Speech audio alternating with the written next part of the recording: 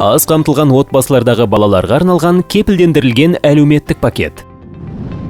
2020 жылдың 1 қаңтарынан бастап Қазақстандағы атаулы әлеуметтік көмек ашық әрі әділетті болып, адамдарды еңбек етуге ынталандырады. Мемлекет басшысы Қасым-Жомарт Тоқаев Қазақстан халқына арнаған жолдауында мемлекеттік көмектің дәл осындай тетігін әзірлеуді тапсырды. Атаулы әлеуметтік көмектің жаңа тәсілдеріне сәйкес, аз қамтылған отбасылардағы балаларға кепілдендірілген әлеуметтік пакет тағайындалады. Ол 6 жасқа дейінгі балаларға азық-түлік жиынтықтары және балаларға арналған тұрмыстық химиялық тауарлар жиынтығы тегін беріледі.